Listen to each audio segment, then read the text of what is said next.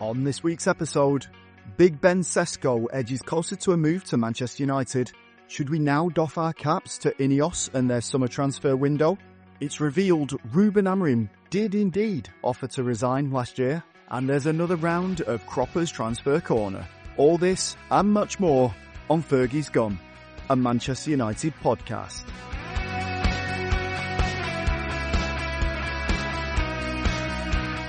Hello and welcome to Fergie's Gone. My name's Nathan and I'm joined, as always, well, he's muscled his way into the squad. He was coming in off the bench, but he seems to be a regular now. He's got his place up top.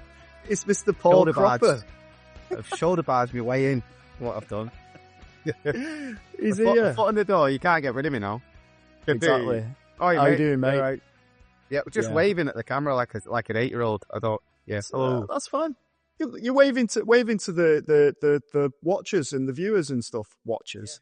Hello. Waving to the viewers. To be honest, mate, I am very surprised that you've even bothered to turn up today because you've got some newfound fame on the internet. You Mr. Big Stuff now, aren't you? 30,000 views. 30,000 views across all channels, mate. I said to you yesterday when you put it, I think it was a 15. So I said, everybody hates me. Brilliant. Fantastic. Just what we want to see. They don't, mate. What you've done is, so for anyone that doesn't know, we clipped up one of Paul's comments from last week and we put it out on social media. And so far it's done just over, across all channels, over 30,000 views, which is massive for us. We're only a small podcast, but it's massive for us.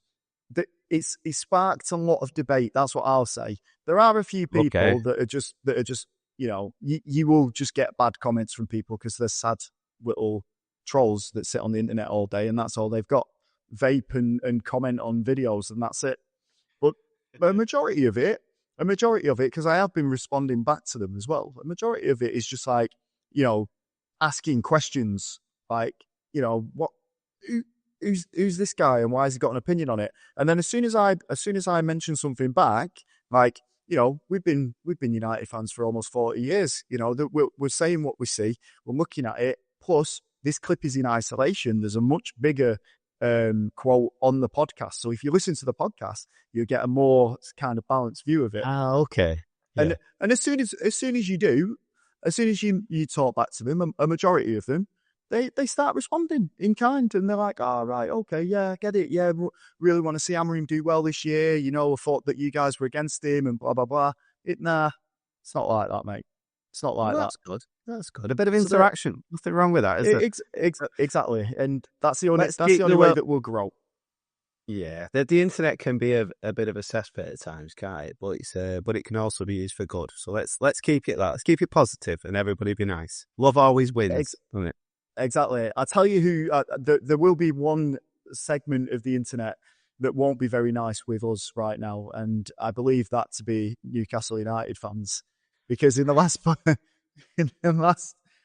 48 hours, Manchester United have bid £74 million for Benjamin Sesko, which was allegedly the reason why we put a bid in, or the reason why Manchester United have put a bid in, not me personally, is because Sesko has given them the green light that he wants to join Manchester United. So we held out. Newcastle tried to force the issue. They know that they're probably going to lose Alexander Isak to Liverpool at some point. They were trying to get a replacement in place quickly. They offered, I think, £5 million more. So I think their bid is around £80 million, whereas ours is about £5 million short of that. Yeah. So it will be interesting to see what happens. But as I said at the beginning of this bit, Geordie fans will not be happy with Manchester United because that is going to be quite the coup for a team that finished in 15th. Yeah, it's just looking at the amount, £65.2 million guaranteed is what United offer, and there's Newcastle's 69.5 guaranteed, going up, you know, with add-ons. Yeah, but it's a pattern from United, isn't it? They've done it with Cunha, did it with Mbumo, now they're doing it with Sesko, where they get the go-ahead first before actually making an official bid, which is the best way to do it, because we've been embarrassed before, haven't we, making offers for it to be rejected and then for the player to turn us down. The the new owners don't seem to work that way. They'll get the go-ahead from the player first before actually making an official bid, which is it's the right way to do business nowadays. And whether it's corrupt or because you shouldn't legally be allowed to do all that, should you? But they do anyway. But I don't want to be too confident because there's still a small percentage that he could go to Newcastle. I don't think that's the way. I just don't want to go all in, 2-footed in on the offer. But I know I've just reading for Fabrizio there came out late last night. Then he said United are increasingly confident. The United wouldn't make that offer if they'd not got the go ahead from the player.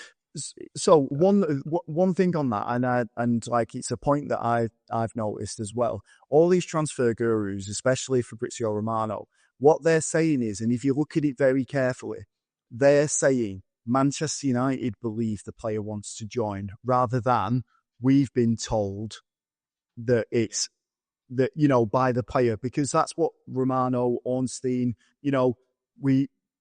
they have confirmed it with the player, with the agent, that has happened. But they're very careful in saying that Manchester United believe that he's chosen to join them, because obviously they don't want egg on their face either.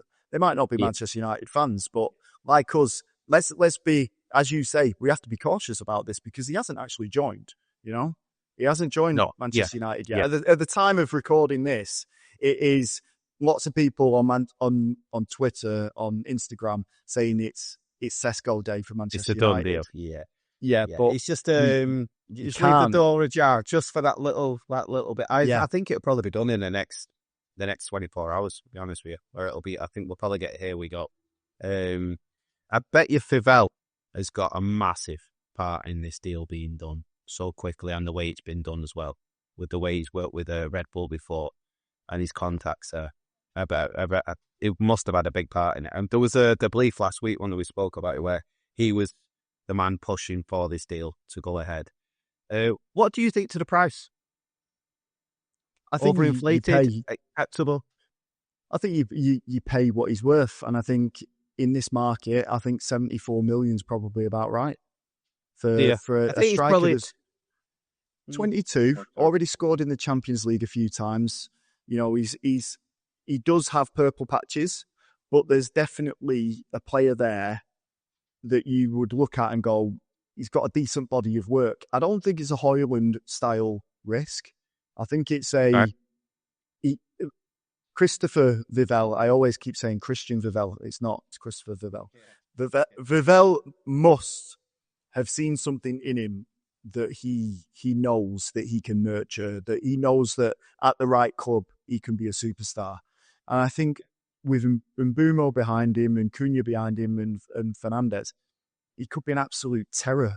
We talked about this before. Imagine facing like 6'5" athletic striker in Sunday League. You know what I mean? He'd be getting kicked up into the air by the 5 foot tall, 5 foot wide centre backs who's hung over from the night before. But he's a monster. Training against him now. Martinez is going to get terrorised, isn't he? Playing against him in training. But yeah, big good time. Do you know what I just go back to the price. I feel like it's probably 10% overinflated, but we accept that as being United anyway. We said in the chat the other day, didn't we? When Newcastle made that offer, we both said exactly the same thing. Make the offer, Jim. If that's what the offer is, and somebody's willing to pay that, you can't go in. And they've not done. To be fair to the club, they've not gone in at a silly 55 million offer, have they? They've gone in and said, no, all right, if that's what Newcastle wants to pay, we're willing to be a bit around that there, and we'll put it on with add-ons going up to it's not a million miles away, is it, the offer? The offer's not derogatory, is what I'm trying to get across. Yeah. It's a good offer, it's a solid offer, and now United have shown the hand. Well, Newcastle showed the hand straight away, didn't I? I think Newcastle tried to strong-arm United, really, by going in with a big offer, saying, no, right, let's get this done. And I don't think they were expecting United to be able to make an offer at the time, or make one as big as that, or as so I think it's probably took Newcastle by surprise that we've been able. If you look at the internet, social media, it's took the whole world. Everyone's kicking. Where have they got this money from? Where's this money come from? And they're all raging, aren't they? Fair play to Ineos. Yeah, you've got to get. We'll be the first ones to slag him. let's give him a little bit of credit here. So just say it's fair play. Well done in that. If he gets over the line, I'll say fair play. Yeah, If he doesn't, yeah. If he doesn't, then every one of them's got enough egg on their face to make a bloody big omelette. So.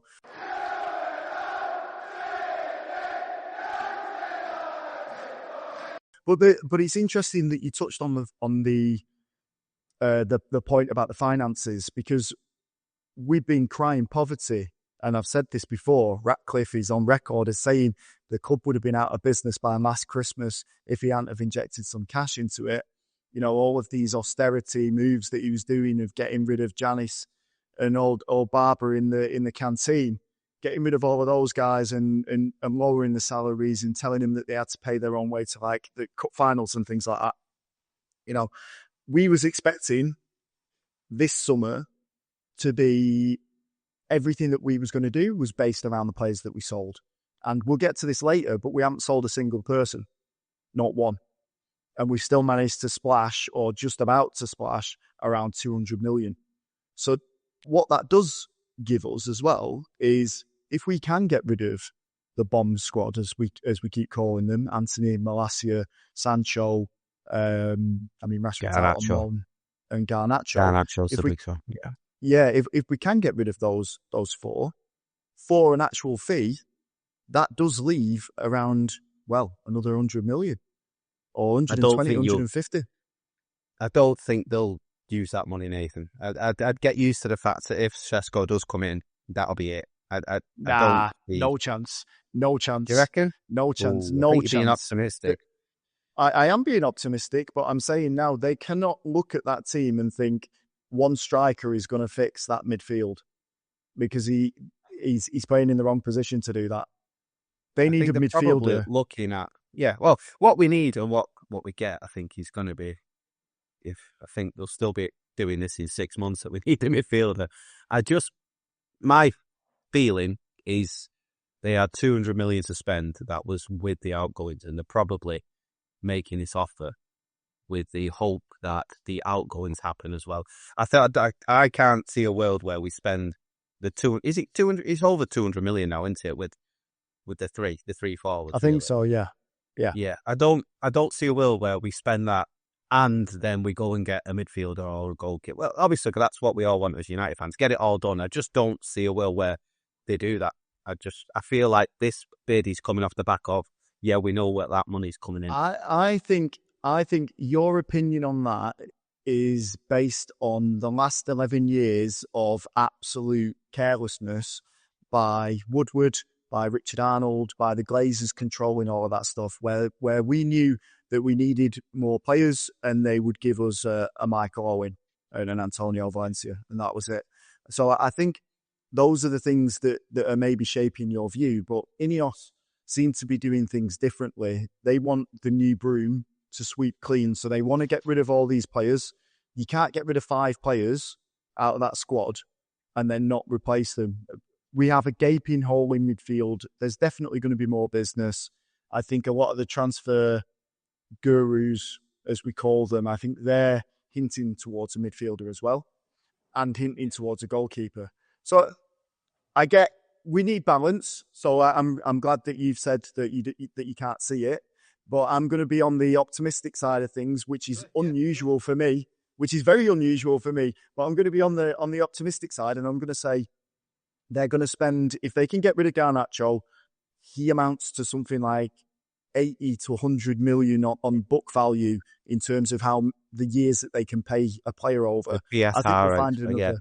Yeah, we'll have another midfielder. Might not be in time for the Arsenal game, but I've got a feeling we're going to get another midfielder before the transfer window closes. Interesting. Can I also say, just before we finish off this bit about Sesko, because obviously, even Ahmad's just messaged on the group now. He's just sent us a picture of Ornstein's latest tweet saying that he's let me just read it out. Manchester United closing in on deal to sign Benjamin Sesko from RB Leipzig. Leipzig accepted the bid from Newcastle, but the 22-year-old wants to go to Manchester United. So he's saying it now. He's saying that Sesko wants to go to Manchester United. Even when he's not on the pod, he's on the pod. Go on, Ahmad. That's it. He's there. Go on, Ahmad. I just wanted to mention, I was talking about Sesko because we've not really spoke about how we feel about the sign up. If we think it should be good or it's not good. It's not really.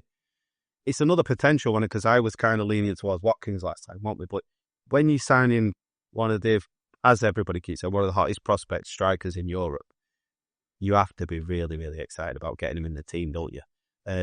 One thing I wanted to mention was the upgrade that I've just seen it a few times from 12 months ago, the front three of Garnacho, Anthony and Højlund. And now we're going to Mbeumo, Cunha and Sesko. That's not just one step of an upgrade, is it? That's going from 15th to a possible challenging for a Champions League place. You like to think it's still obviously I'm talking about the front three there. That's a Champions League front three, in my opinion. That's how I feel. And it's such a big upgrade that you can't play down the job that's been done to bring those three in. And to see Mbeumo, go. I think you're right. I think you're absolutely right with what you're saying. And I think it's, when you talk about upgrades, it's what we've needed for such a long time. We've needed to be able to change that front three, should I say, and just bring in players that will be potent in front of goal. I still think we've got problems in the middle of the park. I still think we've got problems moving back towards defence, probably because of the problem that we've got in the centre of midfield. But when you look at that from three, like, that's a reason to be excited, 100%. And when you ask, are you excited about the signing? How do you feel about it? It's a great signing because it's not just one for now. It's one for the future. He could be leading the line for the next 10 years if things work out correctly. Do you know what I mean? We spoke about Sesko for about 18 months, haven't we? And we've in the chats together, we've talked about, because I think before we've got Højlund, me and yourself, we're messaging back and forth. Just get Sesko. Is what I remember us saying. Just get Sesko and get it done. And we said the similar type of thing there. Anyway, I don't know whether he signed a new deal. The club went in the Højlund direction, didn't they? Yeah. So I would just that front three as well. If you're an opposing team, you're looking at that front three compared to the front three of before, like I mentioned, Højlund, Garnacho, and Anthony. It's another world, isn't it? That strikes fear into opposing defenders. And that's what United have always been. We've been an attacking team with good attackers and good forwards. And we've dropped off that, haven't we, recently? And we would have been bullied. We'd have been bullied. Yeah. Yeah. They're not bothered about playing against Højlund, are they, these defenders? They just get stuck into it. You can see Sesko's, he's all elbows, isn't he? He's all elbows and he backs in here. He's got a bit of naughtiness about him. All of them have got a bit of naughtiness about them, haven't they? I love that naughtiness is being brought into this podcast because I'm sure anyone that isn't from the northwest of England is going to be like, what's he talking about? What's he going on about, this lad? Yeah. Get your Northern Dictionary out. But yeah, they have got a bit of devilness. Is that the word then? They have just a bit of edge. Yeah. Cunha definitely has. Sesko definitely has. So's Mbeumo. They will leave the foot in. They will get stuck in. They will do more than what Garnacho did. Let's put it that way. Yeah, that's 100%. So yeah, I'm really excited. It's just want it done, so then you can fully go all in, can't you? Yeah, exactly. So yeah, tentatively, we're about to sign Benjamin Sesko. This could all end terribly. Let's say that. Look, the last time, question for you, Paul. The last time Manchester United and Newcastle United were embroiled in a transfer tussle was with which player? Oh. Dropped it on you. You have? Would you like a clue? No. Yeah, of course I do. Yeah. You want a clue? 7:30 in the morning. Go on, give us a clue. It's a striker. It's not Isak. It's a striker. No. Not Shearer. No. You're not talking about Shearer, are you? Of course. Shearer. Alan Shearer. Have we not tried to say Shearer? Yeah, okay. Yeah. That was the last time when he went from Black. How did that go? Exactly, mate. Exactly. But then again, we're the ones that would be winning the race in this scenario. Manchester United would be the ones that win the race. So, they might sign for Shearer, wasn't it? They might sign a Solskjaer-esque striker, Johan Visser. Johan Visser might be the one. Who knows? Yeah.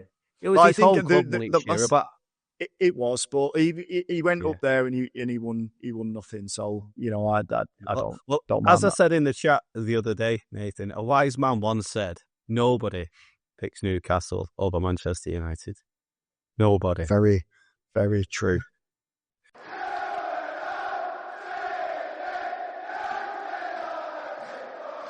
Okay, so Manchester United are now back at Carrington.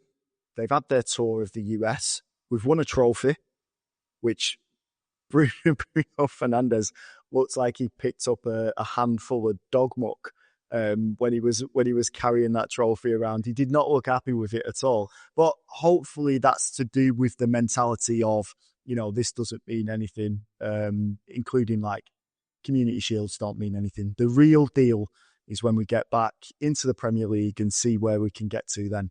Minimum has to be top 4 next season. So hopefully that's what we're aiming for. But before any of that, one thing I wanted to talk to you about was, you've obviously seen the quotes and you've probably seen the interviews that Ruben Amorim did while he was still in the States. They had a press round table, according to The Athletic, it was 20 minutes. So they all got to ask a question each. But the one thing, because they played a clip of the audio on Talk of the Devils podcast, the one thing that came across very well when they played Amorim was 2 things. It was 2 things, actually.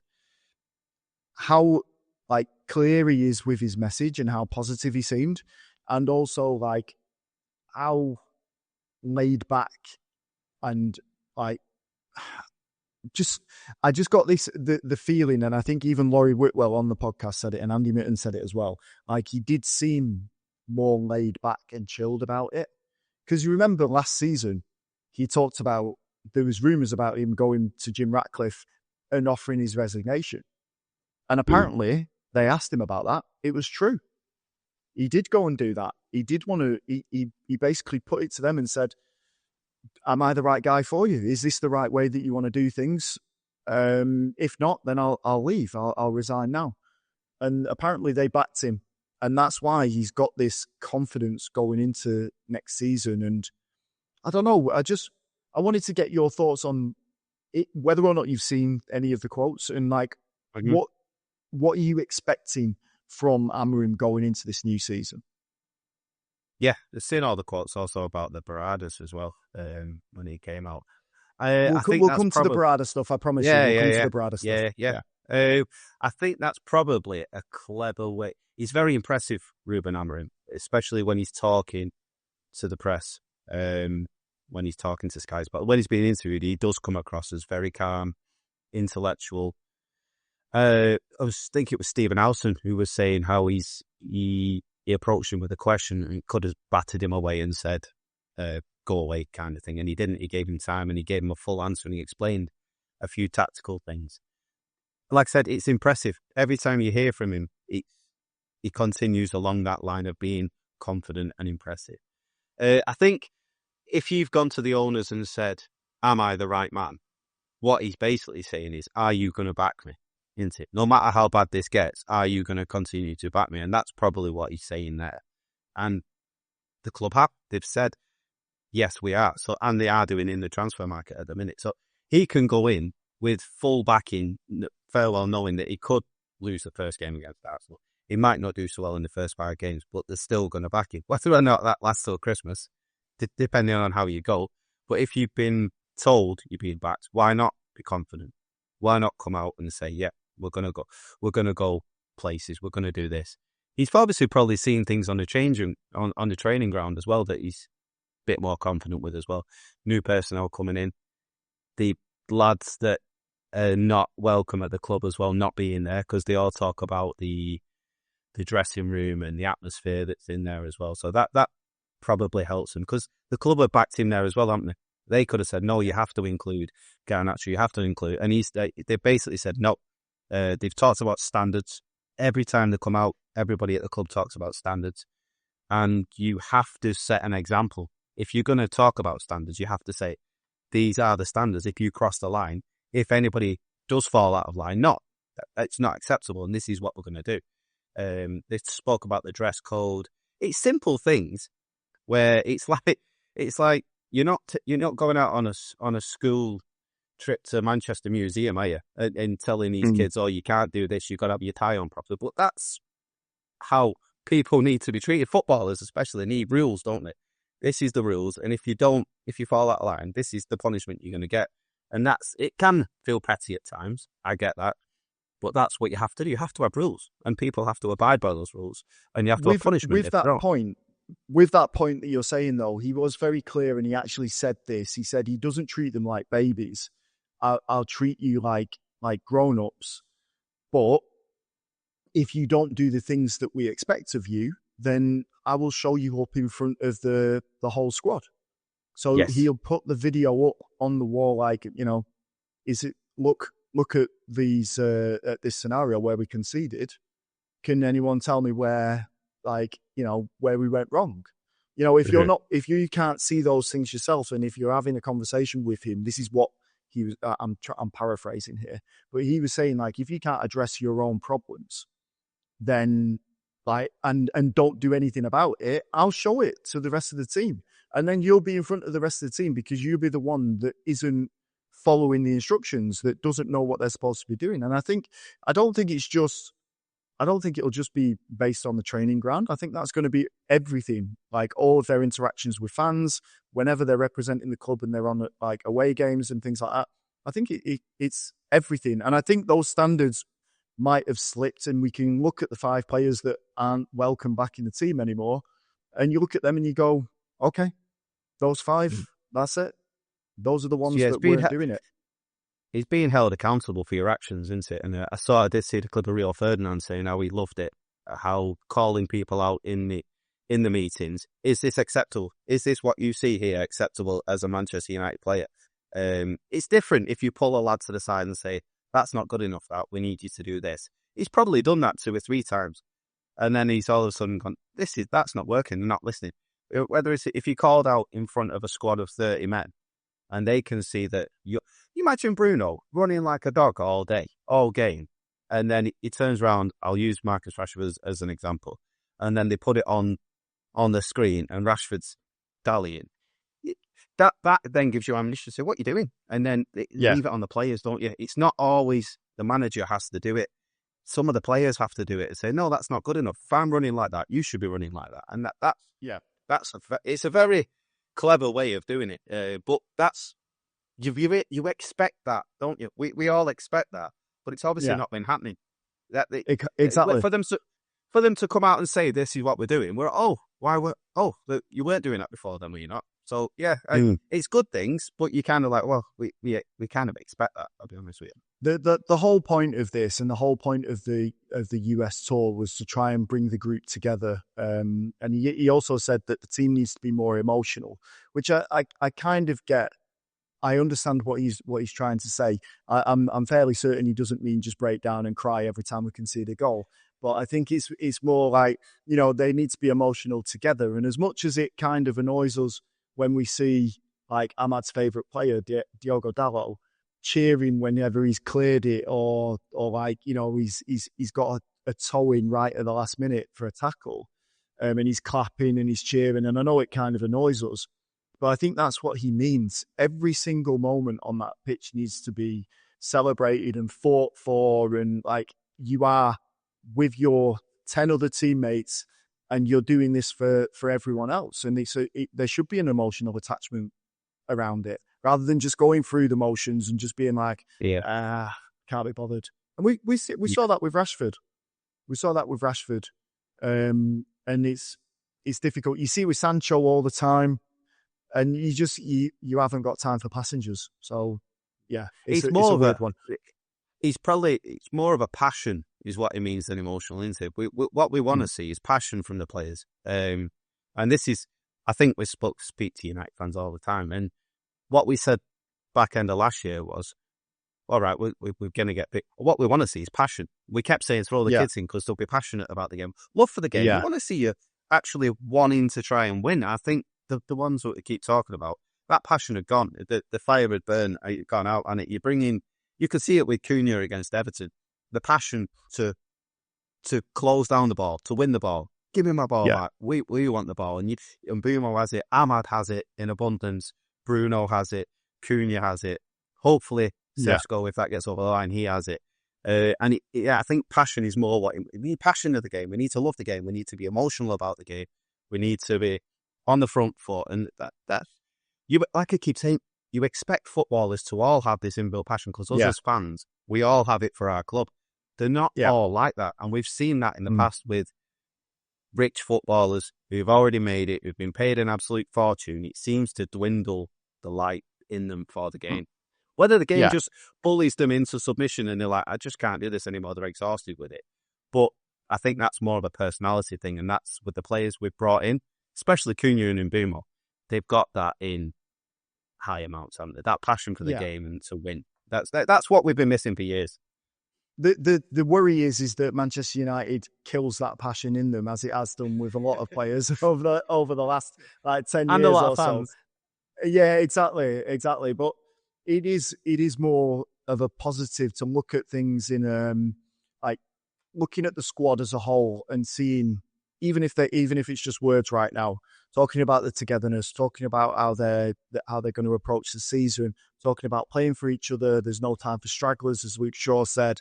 There's now a group, not just the captain, but a group within the changing room now that is going to be responsible for sorting out all the little squabbles and the little things that go on within the team.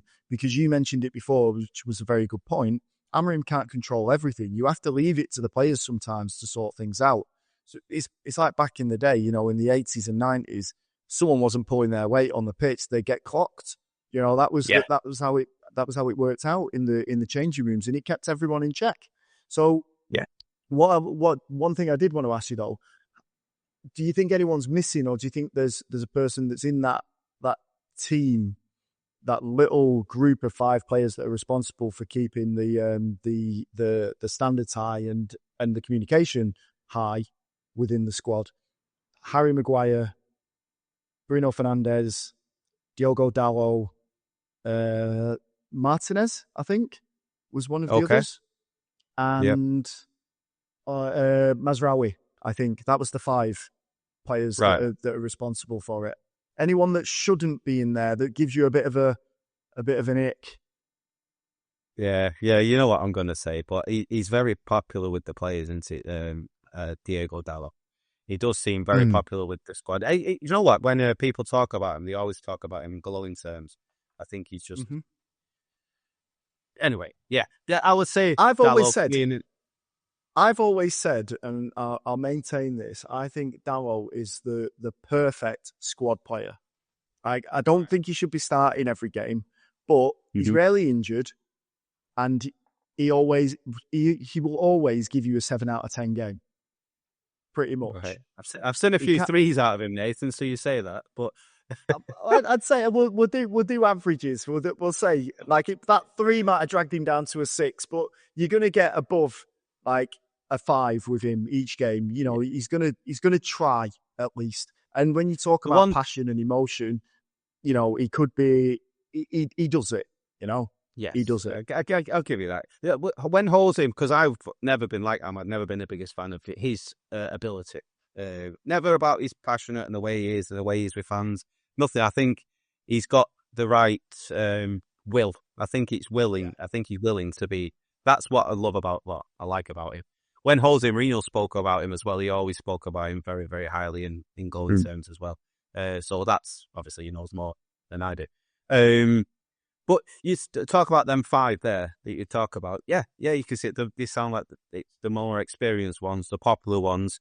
Whenever you see Martinez, he always seems to be having a laugh, and you can see them looking up to Lisandro Martinez as being the butcher, being that kind of person that if anything does go wrong on the pitch, he's going to be one who will come over and stick a foot on someone. If someone kicked Ahmad up in the air, he'd be the first one to go through the back of the money, Martinez. He'd sacrifice himself for everyone.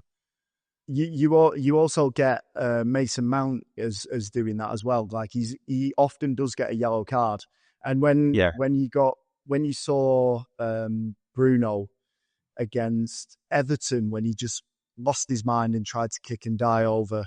Yeah. When that started kicking off, the first one on the scene was Mason Mount, like looking to get his signature yellow card by getting involved in it. So it was. But it's a good way. Yeah, you want to see that. You want to see it. That's what you get going on tour as well, isn't it? Building that team spirit. That's what you get together. You want to see them fighting, don't you? Yeah. Yeah, well, not if it means a red card, but yeah. I mean, Cunha dealed out a three-piece against, who was it? Southampton? Was it Southampton last season? Yeah. Or Bournemouth? It was a headbutt and 2 punches. That's right. Why not? It's a proper combo. Yeah. So, but City do it, don't they? Arsenal do it. They all do it, don't they? And we seem to have... We're too soft. We've been too soft for a long time. Yeah. There was a petulance about it when we did it last time. Now, hopefully, Amorim brings that in where it's not. It's more of a determination. We are together. We are together as a team. Yeah. Because we've always had it where we hounded the referees, whether you liked it or not. I thought there was nothing wrong with it. We've always been together as a team like that when we've been back in the day. I just wanted to go back to the 5 players that you mentioned there and compare it to. Can't keep comparing to yesteryear, but we used to have 11 captains, didn't we, on the field? I know, yeah.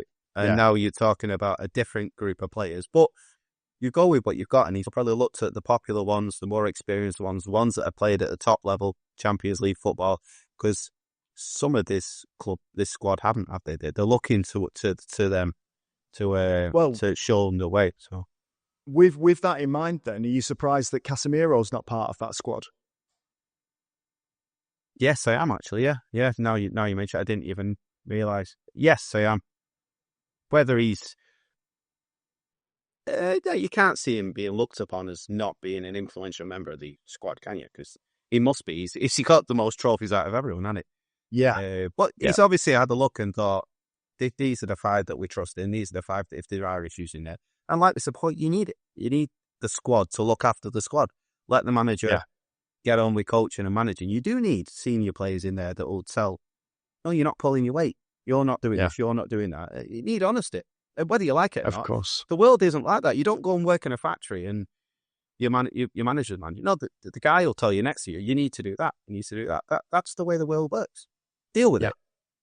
Yeah, 100%, mate. The last thing that I wanted to talk to you about, and it was something that you brought up actually, was Omar Barada's pitch side interview that he did with, I think it was MUTV. So it's obviously, it's like state television. It's like, North Korea doing an interview with Kim Jong-un. I'm not saying he's a dictator, but I'm saying, it's always going to be favourable in terms of the questions that he gets asked. But I enjoyed listening to what he was talking about, and he doesn't often do interviews. I do like the fact that he is present and he is in front of the camera and he is talking. But the one thing that kind of came to mind when he was talking about it, that gave me a bit of the cold shivers, was when he said that the training ground at Carrington was, they've improved it. That's where they're training, and have been all this week, and it's amazing. Best in class. Now, whenever I hear that coming from any of those guys at Ineos now, that my first thought is Dan Ashworth's sad face, because he was supposed to be best in class, and then look what happened to him. Do you know what I mean? We're bringing all of this this team in. He's got Van Nistelrooy, part of the backroom staff. We've got this guy, that guy. We've got a new physio. We're doing this. We've got best in class. And last season was a disaster, starting with Dan Ashworth coming in and getting sacked. So, what do you think? Because he made a very good comment, a very interesting comment about it, not just being the best in football, but also the best in sport. Yeah. It's a massive statement, and it opens 8th of August. That's when the training ground opens. I'd love to have a mooch around. Okay. Any gummers out there, if you can get us an invite, we'll have a mooch around and see it. It's an even bigger statement, isn't it, after being in America and looking at their training facilities, because the players will be there going, wow, this is, I mean, you look at when they're going around all the grounds, and I've watched quite a few things about it. The facilities over there are best in sports. They are top notch, aren't they? Yeah. Whether the players feel the same when they come back to Carrington and go, yeah, this equals or is better than that, I've got me doubts. I don't. It's not come out.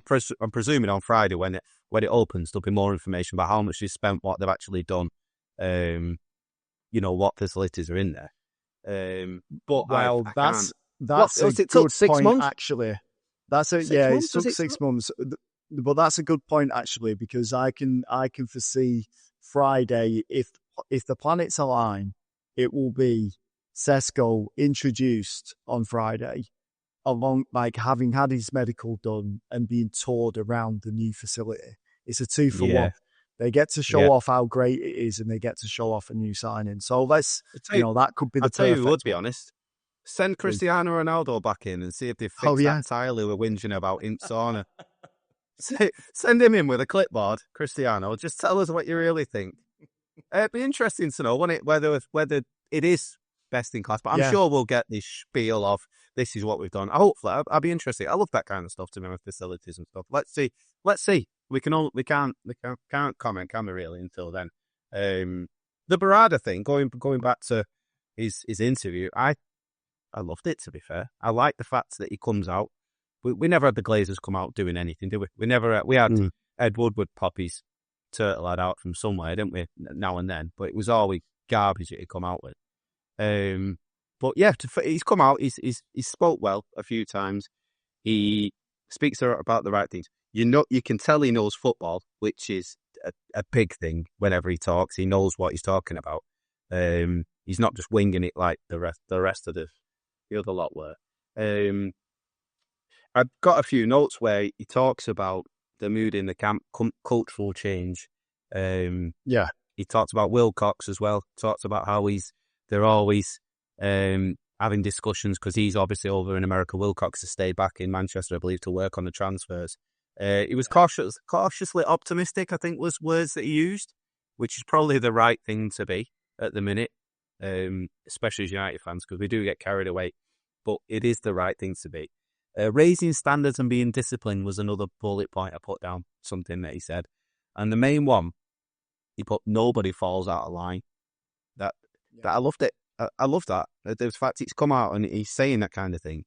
You can see he's got authority. You can see he's, if you like, he's the man in charge, if you like. That's how it felt to me. He come across as no, I'm managing this. I know what I'm doing. And yeah, I love that, to be honest. He came across very confident. It's just good to have someone. I know he wrote the letter, didn't he, at the beginning of last season as well. He wrote a big statement out to Manchester United fans. You need that link. You need that communication from them, don't you? Because you don't just want to have nobody. You want a face. You want to know he's in charge, and you want him to come across confident like he did.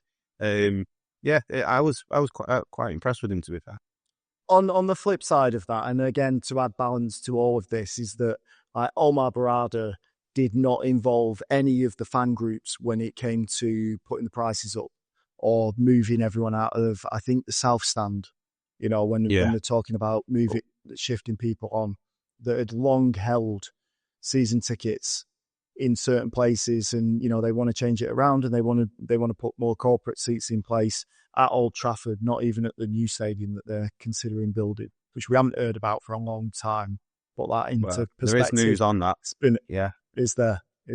Yeah. But we'll get to that in a second. But for all the, as I said before, he's never going to get asked a tough question by MUTV. They're not going to say, so anyway, when are you going to speak to the fans about putting the prices up? Like, when are we going to get these concessions back for kids? Do you know what I mean? Like, so it's easy questions. It's all for PR, him to answer. Isn't it? Of course. And, I've worked in the industry in journalism for the best part of 21 years now. And those types of interviews, he'll have been briefed on those questions, even from MUTV. He'll have been briefed on those questions for about the past week. And the questions that will have come in will have been vetted by the spin doctors, by anyone around him. Take that out, put that in, move that around. Like, everything that comes out paints that picture. So I'm not saying that you've been taken in by it, but so that when it does come down to it, you go, oh, he's all right. He's all right. But let's not forget, because there's protests that are happening, against the Glazers and against Ratcliffe for the Arsenal game. So it's not over. I've got that in the news. Yeah. It's I know what you not mean. over. The whole pre-season's a big PR stunt, isn't it? Of course. It is what it is. The idea, you mentioned how they had over 20 events, 30 events, including Snapdragon Cup and etc. That was, when he started mentioning that, I was like, oh, God, I feel sick. Stop mentioning that rubbish. But that's and you could tell what the whole pre-season is, isn't it? But this is, that exactly. Like, what was your favourite part of the tour?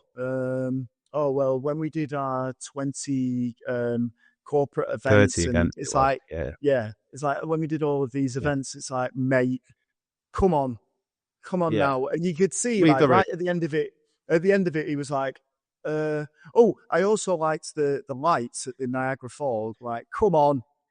You've said your bit now. You said you've done your obligations, your Snapdragon event, your Adidas event, your unveiling and all of this stuff. Just leave the corporate speak where it needs to be, and that's in the boardroom. So I'm not buying him 100% yet. Not at all. Okay. So far, what you score in the pre-season out of 10? 6. Yeah, that's the number I had in my head. Yeah, 6. So it's no better than that, is it? No better than bang average. No, we played 3 like bad sides or average sides out in the States. Mm-hmm. We drew against Leeds United, which again is an average side.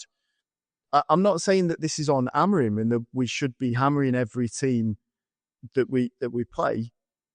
Bournemouth result aside, we've still looked like we've got a few problems, and I think that only changes with personnel.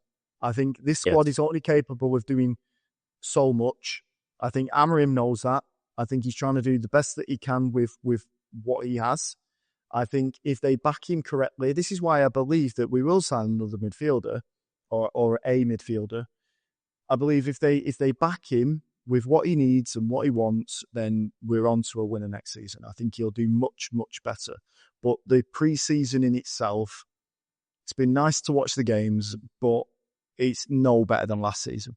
Not at all. Yes, I agree. Yeah, we've seen similar standards from the same players, haven't we? Don't want to keep calling out, but I will call them out. Hoyland is to players like that.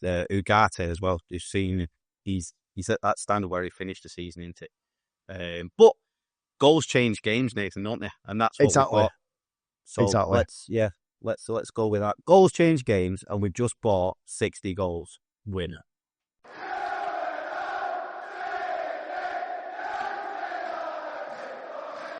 Before that, though, before we talk about that, hit it. Oh, Copper's transfer corner. Yes. There we go. Started off weak, but finished strong. We did. That's how we like it. I got took by surprise. I was like, what? Where are we now? Oh, brilliant. Here we go. Another round of Cropper's Transfer Corner where we go over all of the latest rumours that have been taking up the column inches, basically, across the press. I think, should we leave Sesko? Should we leave Benjamin Sesko, seeing as though we already know that that's probably going to be done and dusted? Still might be Newcastle. Let's not get ahead of ourselves. But it's obviously top of the list there, isn't it? Yeah, it's obviously top of the list because it's what everybody's talking about. I just wanted to go on that point before I move on to there. This thing of the United have I'm just diverting you. We've signed Cunha, then there's been a gap, and then we've signed Mbeumo. Then there's been a gap, and now it looks like we're signing Sesko. Because you probably know a bit more than me, do the club do that on purpose to make sure that United are in the news all summer? Do you think that's a tactic that they do? Instead of just going, all 3 of them in, do you think it's a commercial tactic? Because we do, don't we? United have been in the news for what? There's no football happened for the past 8 weeks, and it's always United. Mate, one of my mates used to work at The Sun and at the Daily Star. In fact, he's still at The Sun in the US now. I think he's managing editor at The Sun. And he said, he always told me, the 2 clubs that get the most clicks or sell the most newspapers back in the day, any news on Liverpool and any news on Manchester United. So they'll never, ever be out of the news. Even look at the look at the quiet days. I think it's just coincidence what you're talking about there. But look at the quiet days, the seemingly quiet days. You know, even if Diogo Dalot's dog farts, it begs the headlines. Do you know what I mean? It somehow becomes him. It somehow becomes the story, and it's on the back page because they'll always need a Manchester United story. So, Massive conspiracy theories. I kind of get it, but I don't think there's any planning for this. I think it's just coincidentally that we haven't managed to get our signings in when we needed to. Just a question. So what we got? We got Sesko. We'll move on. Like you said, move on from that. A few of them are still. I mean, there's not many ins now. It's mostly because of the Sesko. Let's have the ins. Let's have the ins. The ins. So apart from the big man, is Donnarumma again. PSG want 30 million. United put off by his wage demands. This is from BBC. This of upwards of 300 grand a week. But he's now saying that he's prepared to see out the last year of his contract and go on a free. PSG obviously want to sell him now. They prefer to sell him now. 30 million though. I don't see the club wanting to give him that wage, the wage that he'll demand. But next summer, you're talking he will demand and command probably double if he goes on a free, won't it? And that's probably where his agent will be looking at. Exactly. And Ahmad also messaged in our WhatsApp group earlier on this week that he's not keen on the 300 grand a week either. So, I mean, Ratcliffe ain't going to break his wage structure just to bring in a goalkeeper. Not a chance at all. I still think there's even a possibility. 30 million. Yeah, I still think there's going to be the possibility of getting a goalkeeper in. I do love the idea of it being Donnarumma, but he has to realise where Manchester United are right now. Yes, we're a team that is potentially aiming for future success, but right now, we're keeping our wage bill down. So if you think you come in and going in the sticks for 300 grand a week and 30 mil, you can think again. I can't see that happening. Not at those numbers anyway. Neither. No, me neither. No, I just don't. But it continues to be there. But like you said last week, it's probably more of his agent continuing to keep those rumours there. But there's not many clubs will pay him upwards of 300,000 a week. Not many will or can, to be fair, for a goalkeeper. It stinks of PSG wanting him off their wage bill. Me, that's what it is. Love to have him, but will you take 150 grand a week, mate? No. Well, there you go. Right, we'll move on. But the other keeper, the Brazilian chap that we spoke about, sorry, I've not got him in there. He's just on the verge of joining West Ham, I believe. So that John, I think he's called John. We'll call him. We'll go with John. Yeah, John. I think he goes by John. Even though his first name he's on the verge of joining West Ham, and so that Victor, that was the chap. He's just on the verge of joining there. So that's another one that's off there. But Donnarumma, don't see it happening. That's the only in I've got there because everything in the news is Sesko. It literally is. So it's and probably where we need to be concentrating now, more importantly, as United, is outs. Just before we get onto the outs, because I'm just, and this is a live read, quite like literally, I'm looking at it right now. So this is from The Athletic.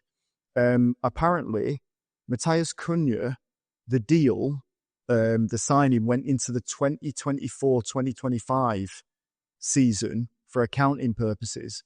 So it's not even included in this year's financials, which means the knock-on effect of that is that United still, and I'm reading this is again Chris Weatherspoon, I think it's Chris Weatherspoon, from The Athletic. Manchester United still have the capacity to spend if they wish to. Combination of recent actions and the club's continued ability to borrow, if they wish to, means there are avenues available to them. So we're going to be signing a midfielder, mate, 100%. So that's the reason why they went for Cunha immediately as soon as the season finished and and got it done swiftly. That makes sense. Yeah, that makes complete sense. Yeah. They seem to be quite good at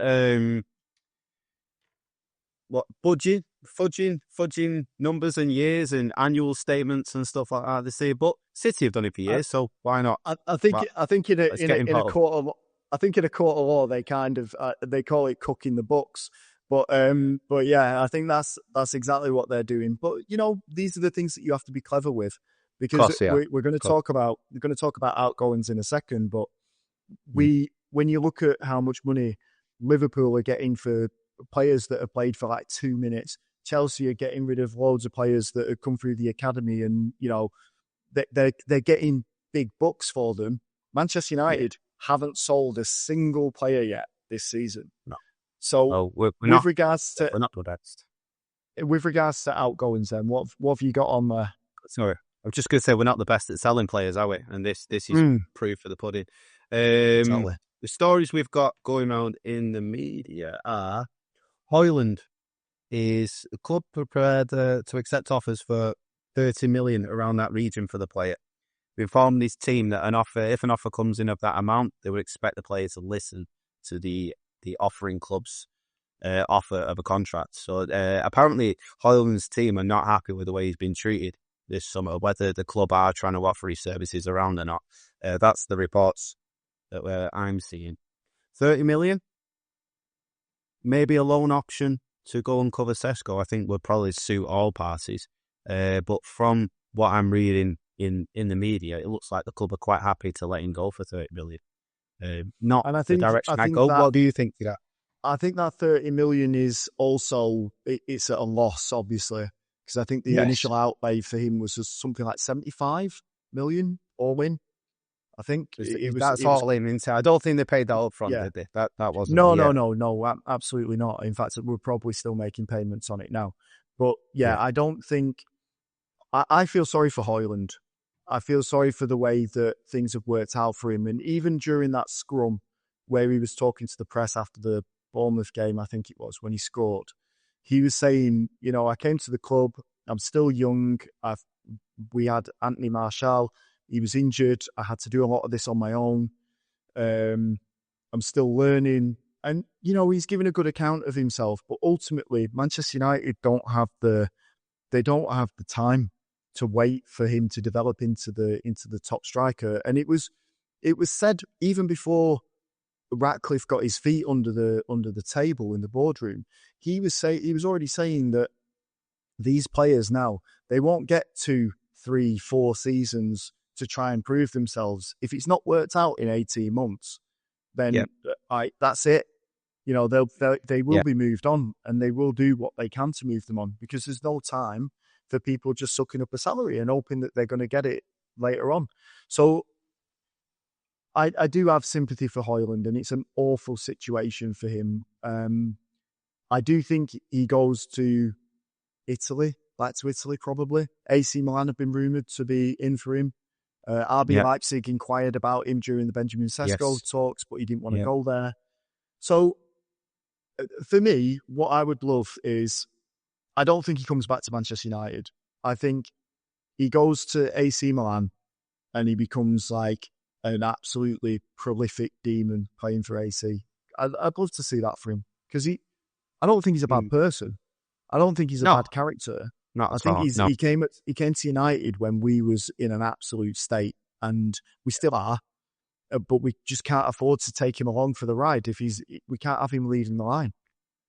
It's you speak about that 18 months, don't you? Yeah, you speak about that 18 months, and that's how long they got, and they've been kind of true to it. The likes of Anthony, haven't they, and others. That's how you keep standards, I suppose, isn't it? You've got if you keep players that aren't kicking on and pushing on, you do have to move them on. Unfortunately, then you have to be saying this is why you can't go paying through the roof money for them, because you then have to sell them at a loss, don't you? Which is where we're at. But the same thing will happen with Benjamin Sesko. If he doesn't work out in the next 2 seasons, then they'll move him on. Exactly. Like I said, that's where the example. It's a rule. Yeah, and you have to stick to it, don't you? If you've not kicked on, unfortunately for some kids nowadays, they do develop at different stages, don't you? I say it doesn't look like he's a bad lad or he's a bad egg or anything like that, like others are.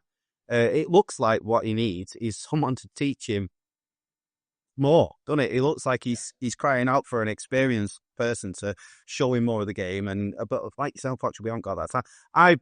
Like I've said a few times on the pod, I wouldn't want to sell him permanently. I would send him on loan or keep him around the squad with those players behind him, and hopefully he gets more chances, because they will create more chances from him, likes of Dorgu,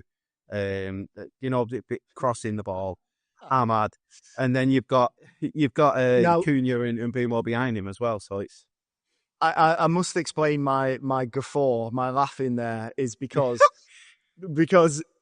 Dorgu had a chance to square it to him, yes, and he did. Højlund started booting the post in fury. Yeah. And, it's not the first time we've seen him do that. But I'm going to give you two things here, right? Which is in defence of Dorgu or whoever else is playing on that wing that should be swinging it into him. If you look down that line from the view that from the sideline where Dorgu was, Højlund was in line with the strikers. Okay, with the defenders. Sorry, Defense. so he's in line. He's not within eyesight. He wasn't there. Right. The second thing is that Dorgu has clearly been told to shoot 100%, because they want that threat to come from all over the pitch, and he'll tuck in with a few goals this season. Dorgu, I think he's got that ability. So you can see that's what he's been programmed to do. He's going to be told, when you get into the box, have a shot. Højlund getting angry, he has to think about his relationship that he has with the rest of the team, right? Yes. If me and you have been playing football for like 10 years together, right? Or even for a couple of years, whatever it is, I know telepathically you're going to be in there. I'm just going to throw it in. I'm going to cross it, and you're going to be there. So why aren't the players thinking that? It's not just Dorgu in that game. There's been other examples of it as well. Why are players not going, I'm going to throw it in there, Højlund's going to get it? It's because they don't have confidence in him. Yeah, it's because there's no trust there, isn't it? Yeah, I've just on that. It's a great point. I was just going to say on the flip side of that, when you watch highlights of Sesko or you watch him play, they put it in the box, don't they? They just put it in. And if you've got that threat and you've got that trust in your teammate, I'll put it in there because he's in there somewhere and he'll attack it. Yeah. When, like you say, with Højlund, that trust has gone, or it's not been there, of he's going to hold it up, we'll run off him. And you do stop. If you lay a ball into a forward and they lose it, you stop making that run pass because I'm just going to have to run back. So you stop making the right runs and you stop doing the right things. There's a bit of the tactical side of Amorim when he plays Ahmad on the right-hand side. They lay it into him, and he plays with his left foot, with his back to goal. He plays it into the forward, doesn't he? And then they play off it, and it seems to be a way they set up. If Ahmad's doing it, or anybody's doing that, put it into Højlund, and he's wrestling like he does. He wrestles before the ball's even there. He's wrestling with the defender, and then he loses the ball. You then all of a sudden stop playing that ball, and you can't do that. You have to keep playing it the right way, the way the manager wants, and that's like I get what you're saying.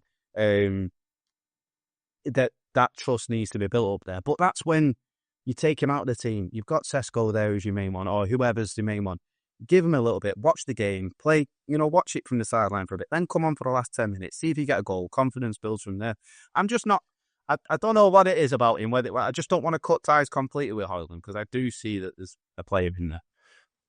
I agree with what you're saying, but I think Amorim is probably looking at Chido Obi and thinking, there's the path.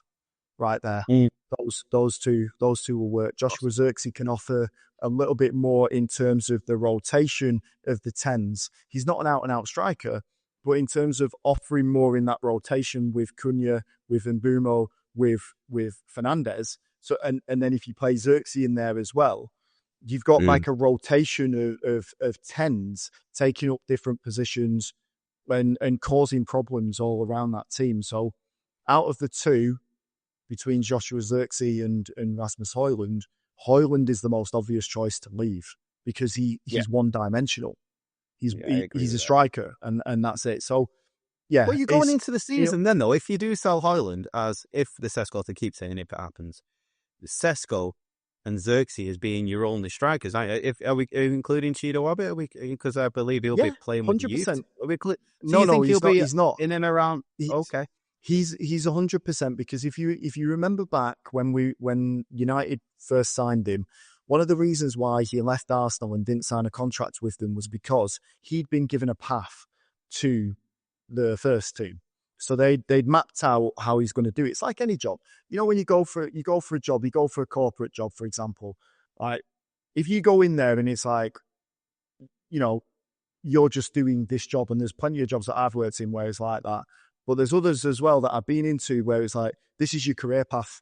This is how you earn more money. This is how you establish yourself into the company. And this is where you could get to, like, by doing this. That's exactly what they've mapped out for Chido Obi. They haven't just said, just come and join our academy. They've said, and I'll take a leap of imagination here. They've said, within 2 years, you're going to be getting game time for Manchester United, like regularly within 2 years. And he's already had a taste of first team football through injuries and things like that. He'll get his chance. And that's what Amorim's looking at. That's why. Yeah, there isn't the room then for Højlund, is there? Exactly. There isn't the room for 4 of them, is there? Exactly. Right. Exactly. Yeah. Okay. Exactly. That's probably why they are looking at 30 million. Cut your losses, but we've gone a little bit off target here. We in Cropper's transfer corner. We've gone into analysis corner. Yeah, it's what we do, isn't it? It is what we do. It is. But if we look at the other players that are rumoured to be leaving, because I've got a list of players here, I want to just see if any of those are actually on your list that you've got there. Well, Garnacho's the next one, continues to be linked with Chelsea.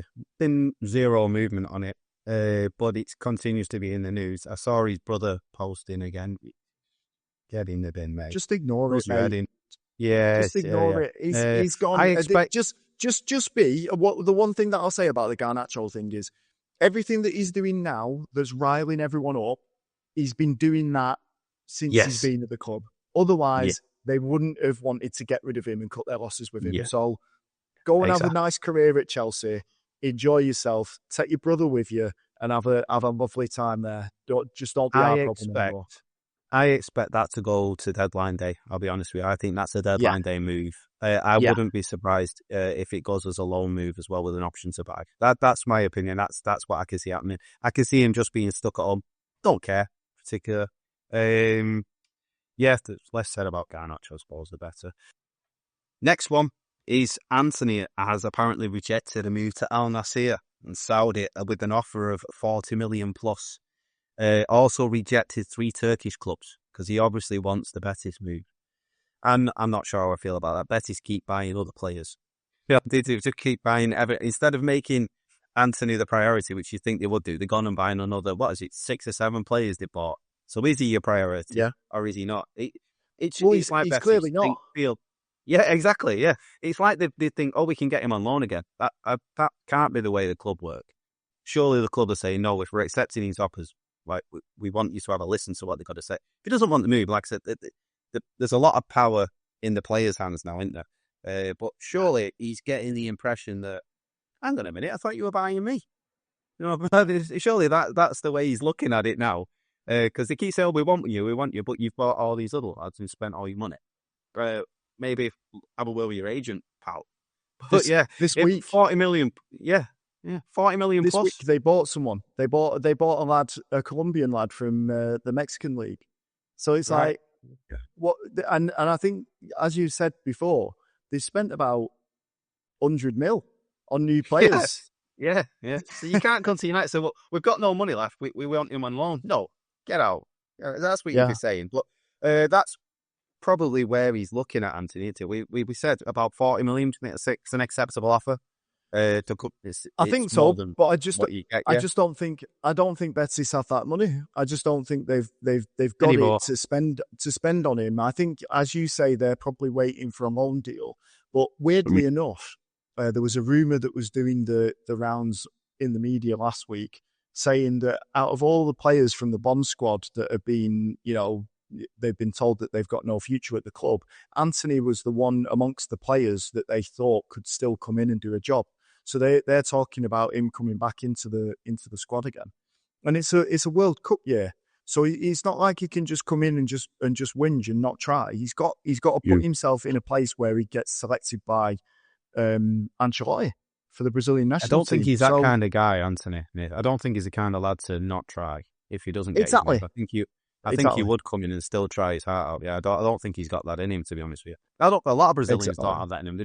They hate to lose, don't they? Yeah. But yeah, D'Antoni was one to keep an eye on, but you can't be accepting a loan. I would rather keep you, to be honest with you, Yeah. if it didn't send him out on loan. The complete opposite Exactly. to Garnacho. Yeah, yeah. Moving on from that one, though. BBC Sport, Man United have rejected 5 inquiries from Premier League clubs and clubs in Italy for Harry Maguire.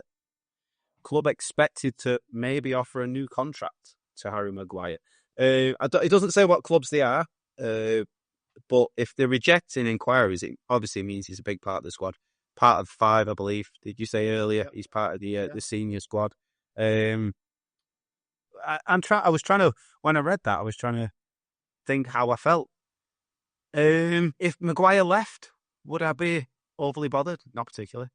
No. If we got money for him, 20, 30 million, even 15, 20 million.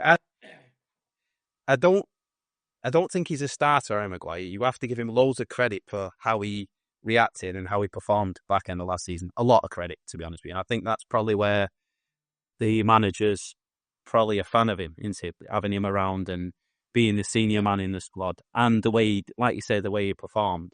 But if you're getting money for him and you can, how old is he now, Maguire? 32? I think so, yeah. Yeah. If you're getting offered money for him and the club are turning it down, probably says how much they value him, really. But yeah, I would be looking at moving him on Maguire, but that's just me personally. I think Maguire, it was set in stone once he was made a member or announced as a member of that 5-man group that was going to be responsible for, having the line between management and the squad and of players.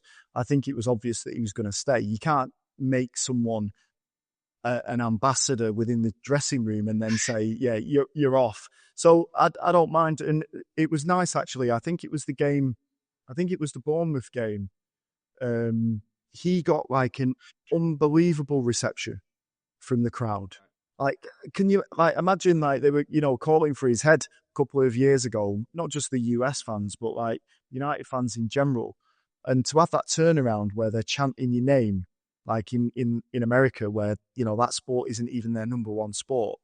That's huge. So I don't mind. I don't mind Maguire sticking around. I'm happy with it. I'm happy. Yep. No, I get that. We should buzz through these next ones though, because I imagine we're going to go through the entire squad here, aren't we? On the way out. No, that's it. Last one I've got here, which isn't even it isn't even an out. It's just transfer news. Mason Greenwood wanted by Saudi clubs. Marseille have put 150 million euros asking price on him. The only reason that's in there for United news is that we have a sell-on clause of 50%. I just wanted to put it in there. Oh, yeah. So 50 mil. Yeah. So it's I wanted it in there just to. It's a bit of news into it, I suppose. And Marseille have obviously put that massive price tag on him because of that sell-on clause, because they will want money back for him. I don't see the move happening, obviously, especially not at that price. But even if they get 80 million, it's another 40 million goes on our PSR, goes on our budget, which would be big for the club. And that's the reason why they put it in there. He obviously had massive potential, Mason. We won't get too much detail about him. But there was a potential for him to make another move after Marseille, a big move, especially. Clubs in Europe would always be looking at him. So he was joint top scorer with Dembele in Ligue 1 last season, I think, with a Marseille team that fell off massively. So I mean, his talent is undoubtedly amazing, and his potential is fantastic as well. But as you say, he's no longer a Manchester United player. He's never coming back to Old Trafford. I don't think he'll ever come back to the Premier League either. But if he does get that big move out to Saudi and he fancies it, I mean, laughing all the way to the bank, Manchester United, exactly. into Ratcliffe. Exactly. Yeah. So that, I was going to say just the one last thing that you were talking about. So we were talking about the outgoings before we went on to the Greenwood one. I still think there's a scenario where the likes of Bayern, Xerxes, even Onana, Højlund, Casemiro, and possibly even Ugarte leave by the end of this season, by the end of this window. I just, it's just this, it's an inkling. I've got nothing to back it up, It's just the feeling. But sometimes you're like, there has to be business out to create business in, because the squad will quickly get inflated if you're not getting rid of these players. Højlund's practically out there. Casemiro's legs have gone. There's no way you're keeping him around. And I thought his omission from that group of 5 players was telling. So I can see he might be on his way out as well. Bayern not good enough to be a number 2 at United. Definitely not. Onana not good enough to be a number 1 at United. Xerxes, again, square peg, round hole, doesn't really have a natural position to fit into at Manchester United. And I like Agate's Xerxes. form. I like Xerxes as well. I'm not saying that I want to get rid of him. I'm not saying I want to get rid of any of these players, but just by the end of the window, I can just see some movement on them. And Ugate's form from the end of last season, when he was awful, just kept giving the ball away all the time. He had one decent game against West Ham. Then he kept giving the ball away again against Everton or Bournemouth in the last couple of games. I don't think he can be trusted, and I think he's I think Same the pace of the against Premier Everton, League surprised him. Yeah, I've got it in there. The pace of the Premier League, I think, is a little bit too quick for him, and I think it's kind of he's shocking. Yeah, so, he was very similar against Everton, giving the ball away, getting closed down, and he seems to be the trigger for the press for the opposition as well, because the ball doesn't move quick enough, does it? From him, exactly. Well, that's something we're working on. But him and Mainu, they take too many touches in there, don't they? He doesn't come and then go. And all of those players there that you mentioned, mate, I can't have any argument. The Xerxes one, I can have an argument because I kind of like Xerxes, but I think he gives you a different option. But the other players that you mentioned, you've got, I think it's more of a wishful thinking that they won't be here from yourself, rather than people coming in, knocking down the door. Can we take Casemiro off you, mate, please, for 250 pounds a week? Yeah. Of course, you can. Mate. Don't you worry, But I don't see those players moving on. I think the squad, I don't think it'll be far different from what we've got there now. Like I said, I don't see any more incomings after Sesko, my opinion.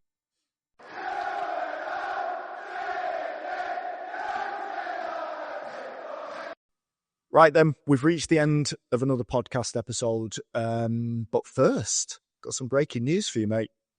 Got some breaking news. Took me by surprise. 2 bits of breaking. Yeah, I know. I do like to surprise you every now and again. The first one is Fabrizio Romano has retweeted his post from last night saying, "Understand Manchester United's feeling from earlier today is even stronger tonight. The club believes Benjamin Sesko wants to join them." He's retweeted that, which, given the way that things shape up in terms of the way that Romano posts things out there, I'm saying that is as good as done. Ornstein's already posted. Romano's then backed it up with this. I think the Sesko deal's going to happen, barring an absolute disaster. And then the other bit of information, the other bit of news that's come up, Scott McTominay. Yeah? Do you remember him? Yeah, I do. Scott McTominay has been nominated for the 2025 Ballon d'Or. Go on, Scotty. Wow. That's brilliant. Wow. That is brilliant. You know what? Fair play to the kid. Anybody that goes abroad and has a goal, I'll never have anything bad to say about him. Have a goal, show that you're work hard. Yeah, brilliant. And the other thing as well, there were 2 players that we missed out of potential ins, and because we were talking about central midfielders before.